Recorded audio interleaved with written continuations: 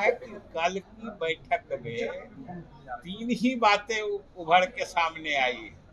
नीतीश कुमार का नेतृत्व, एनडीए के सभी घटक दलों की आपसी समझदारी और एकजुटता, ये दोनों पक्की रखेंगे और इसके बल पर हमारे जीत की जो 2010 से भी बड़ी होने वाली है उसकी गारंटी कि सब लोगों ने संकल्पित होकर 2025 शुरुआत हमारी होगी। जो सामने 4 जगह पर उपचुनाव हैं और इस उपचुनाव के बाद जो हम लोगों का 2025 में आम चुनाव है, ये सभी लोगों ने संकल्प लिया है और सभी लोगों ने ये महसूस किया है कि इस बार जो हमारी जीत होने जा रही है, नीतीश कुमार के नेतृत्व में एनडीए गठबंधन की जीत, ये 2010 से भी बड़ी जीत होने जा रही है।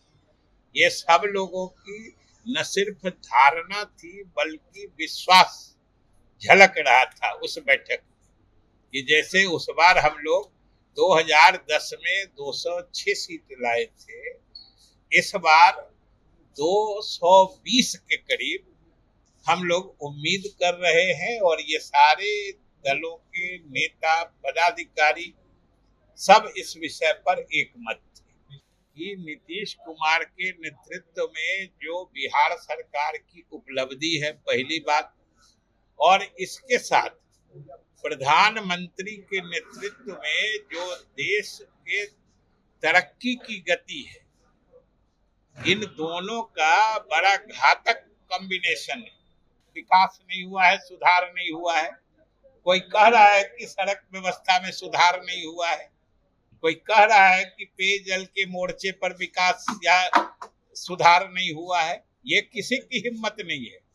पशुपति पारस जी वो खुद समझते हैं ना पाठ है कि नहीं है। और ये बात तो जहां एनडीए का गठन का स्वरूप बना है, ये तो दिल्ली में न बना है, ये वहां से आपको जानकारी मिलेगी। नमस्कार, मैं विकास और आप देख रहे हैं चौकस भारत न्यूज। बिहार एनडीए में जितने भी घटक दल हैं उनका हाई लेवल का मीटिंग कल एक अन्य मार्ग यानी कि सीएम हाउस में रखा गया था और इसका नेतृत्व खुद सीएम नीतीश कुमार कर रहे थे। मीडिया में रिपोर्ट थी कि क्या कुछ लेकर इतनी बड़ी मीटिंग रखी गई है। तमाम सेंट्रल लेवल के और स्टेट लेवल के मिनिस्टर हो, विधायक हो, एमपी हो, पार्टी के प्रवक्ता हो, सब पहुंचे हुए थे। हालांकि आज जो नीतीश कुमार के राइट हैंड कहे जाते हैं विजय चौधरी, उन्होंने मीडिया से बात करते हुए साफ कर दिया है कि किस मुद्दे पर कल बात हुई थी। उन्होंने चिराग पासवान और पशुपति पारस पे भी बात रखी है और कहा जा रहा है कि पशुपति पारस को एनडीए से आउट कर दिया गया है। तमाम मुद्दों पर उन्होंने क्या कुछ कहा, पर उनकी बातों को सुनिए। कल एनडीए की महत्वपूर्ण बैठक थी। माननीय मुख्यमंत्री जी की ही पहल पर जो एनडीए के 5 घटक दल हैं, भाजपा है, जदयू है, लोजपा है, रालोमा है, फिर हम पार्टी है सेक्युलर, पांचों दलों के सभी राष्ट्रीय और प्रदेश से लेके जिला स्तर के पदाधिकारी,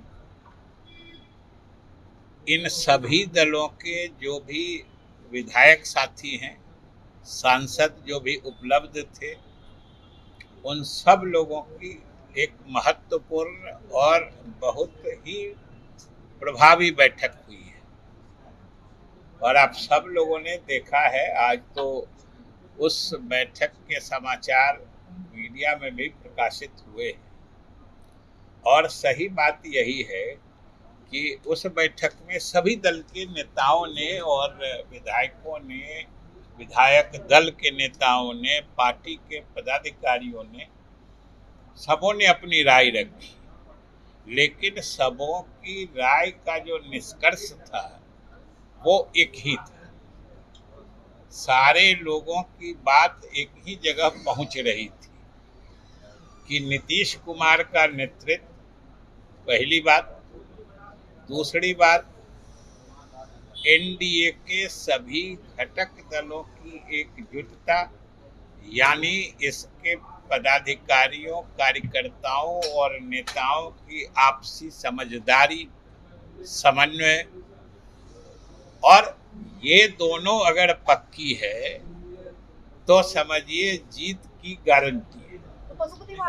अब यही यही उस बैठक का निष्कर्ष था जो आप लोगों को बता भी दिया गया है।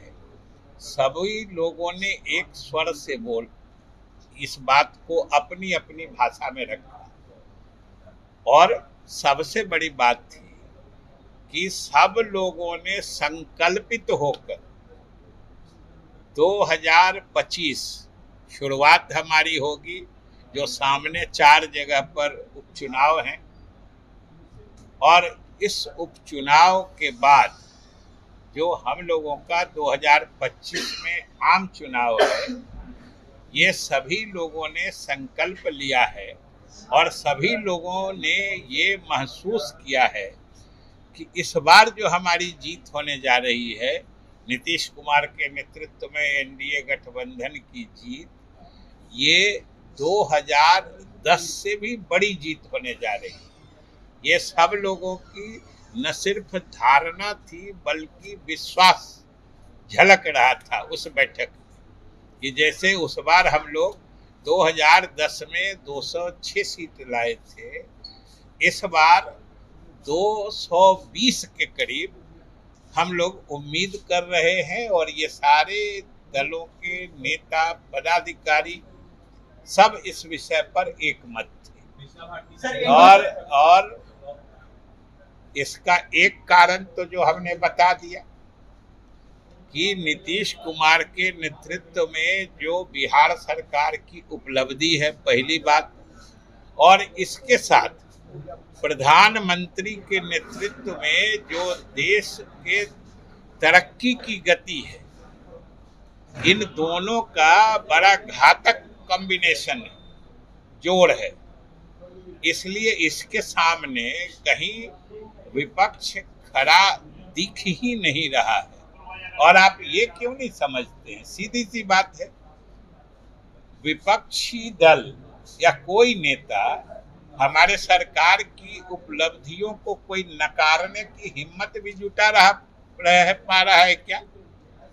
कोई कह रहा है कि विकास नहीं हुआ है, बल्कि उल्टी बात, सभी हमारे विपक्षी दलों के नेताओं को भी एहसास है कि विकास का मुद्दा ऐसा है जो निर्विवाद रूप से नीतीश कुमार और एनडीए के पक्ष में जाता है।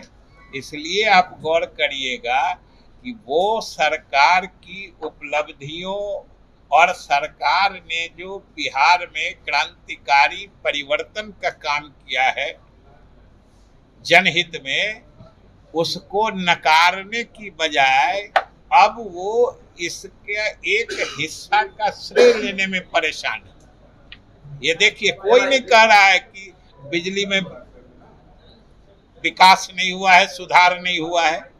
कोई कह रहा है कि सड़क व्यवस्था में सुधार नहीं हुआ है।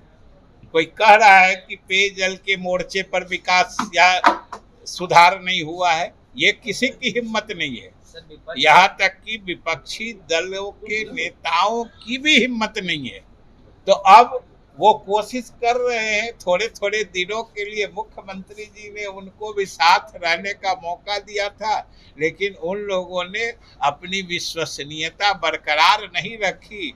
तो वही थोड़े दिन में काम नीतीश कुमार का था, इसी में सट के घुस के थोड़ी श्रेय लेने की कोशिश कर रहे हैं। नकारने की हिम्मत नहीं है। ये सबसे बड़ी बात है जो बिहार की जनता देख रही है और समझ रही है। अब बोलिए, एक एक करके बोलिए, एक एक करके बोलिए। पशुपति पारस जी एनडीए का पार्ट है कि नहीं है? पशुपति पारस जी वो खुद समझते हैं ना पार्ट है कि नहीं है। और ये बात तो जहाँ एनडीए का गठन का स्वरूप बना है, ये तो दिल्ली में न बना है। ये वहां से आपको जानकारी मिलेगी या वो स्वयं बताएंगे। आपने सुना होगा भाई, कल फैसला हो गया है कि जो आगामी बिहार विधानसभा चुनाव है उसका जो नेतृत्व होंगे वो नीतीश कुमार ही करेंगे और उन्हीं के चेहरा पर चुनाव लड़ा जाएगा। और दूसरा था कि जो पांचों पार्टी है यानी कि बीजेपी, जेडीयू, चिराग पासवान की पार्टी, उपेंद्र कुशवाहा की पार्टी, जीतन राम मांझी की पार्टी, सब के बीच एक समन्वय होना चाहिए, एकजुटता होना चाहिए और उसी एकजुटता के बल पर आगामी बिहार विधानसभा चुनाव लड़ा जाएगा। उसके बाद इन्होंने कहा है कि हमारी जो चुनाव का मुहिम है वो इस जो उपचुनाव है, उपचुनाव में भी पता चल जाएगा कि कैसा परफॉर्मेंस रहेगा। हालांकि इन्होंने साफ तौर पे कहा दिया है कि 2010 से भी ज्यादा सीटों से हम लोग एनडीए 2025 की चुनाव में हम लोग सीट हासिल करेंगे।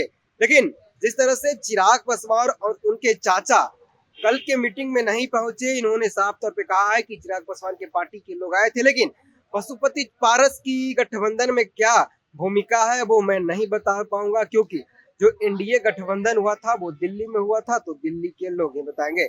आपने सुना होगा विजय चौधरी ने साफ तौर पे कहा है। बहरहाल इस खबर में इतना ही, धन्यवाद।